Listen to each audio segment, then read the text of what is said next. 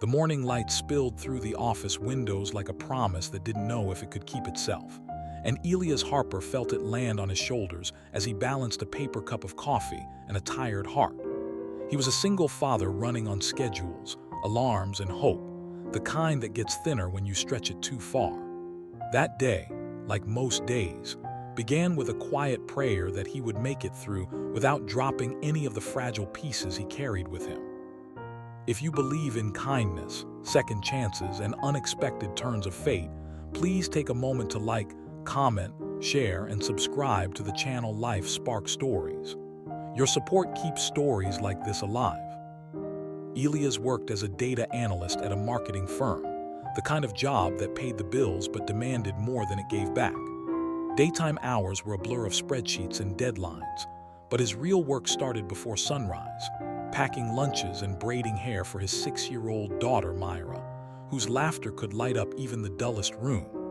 Since his wife passed away 2 years earlier, life had become a careful balancing act, and dadding was a distant thought he didn't allow himself. He believed his world had narrowed to just 2 lanes, work and home, and he stayed in them faithfully.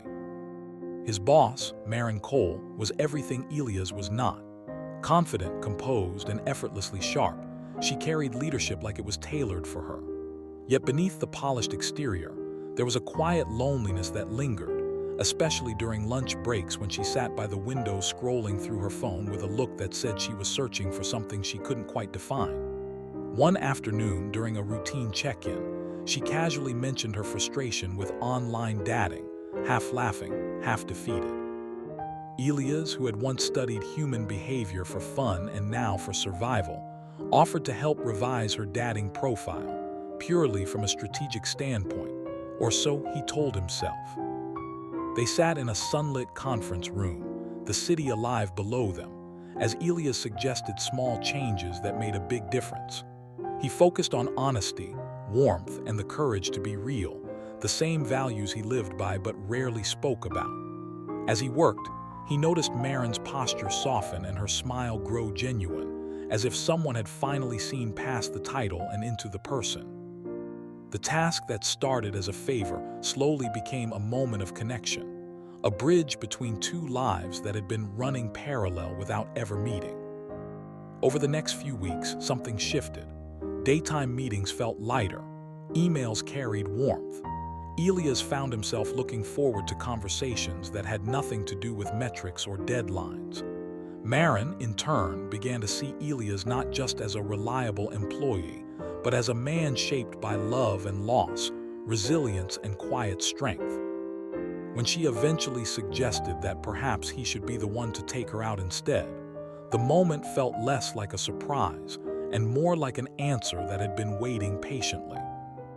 Their first afternoon together outside the office was simple. A walk through a park bathed in sunlight, children laughing, leaves dancing in the breeze. Elias spoke about Myra, about grief, about rebuilding a life from the ground up.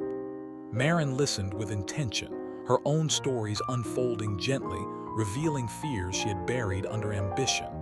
There was no rush, no pressure, just 2 people allowing themselves to be present in the daylight. As weeks turned into months, Elias noticed changes he hadn't expected. Myra laughed more.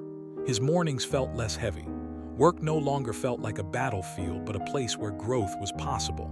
Maren found herself rediscovering joy in small moments, in shared lunches, in quiet afternoons spent planning nothing at all. Love didn't arrive like a storm. It settled in like sunshine, steady and warm. If this story is touching your heart, please take a moment to engage with the video. Your support truly means everything. Just before the ending, we would love to know your thoughts.